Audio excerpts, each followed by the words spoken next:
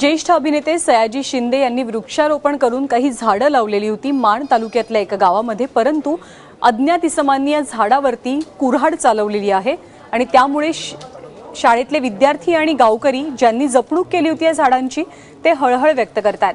पांढरवाडीत हा प्रकार घडलाय। गेल्या 6 महिन्यांपासून या झाडांना पाणी घालून जगवण्यात आलं होतं, मात्र कुणीतरी अचानक या झाडांची कत्तल केली आहे। विशेष म्हणजे सयाजी शिंदे यांनी नवीन वर्षाचं स्वागत या झाडांना पाणी घालून केलं होतं।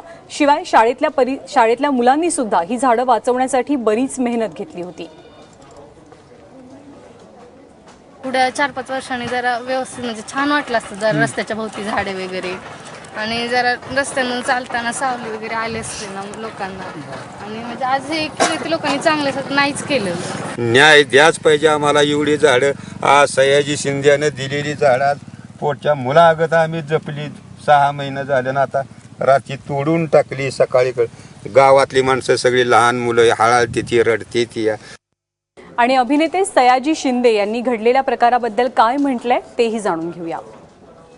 काल रात्री पांढरवाडी, कोळेवाडी, गोडसोडी, दिवडी या 4 गावामध्ये एका गावात पांढरवाडीमध्ये एका माथे फिरवणे 100 झाडं तोडली।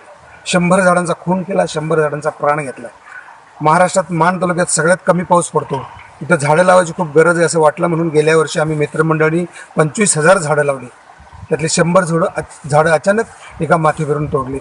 तर मला वाटतं की लगेच त्या माथे फिरवलं पकडावं। मी साताऱ्यातले ते SP संदीप पाटलांशी बोलले, कलेक्टर साहेबांशी बोलले, गावातल्या सगळ्या लोकांनी सहकार्य करावं। असा जो कोण माथे फिरवतो त्याला लगेच पकडावं। अशी घटना परत कधीच घडू नये, कारण जगात सगळ्यात खरं काय असेल तर तो ऑक्सिजन आहे आणि ती झाडं देतात। झाडं तोडता कामाच नाही मनुष्य जातीसाठी।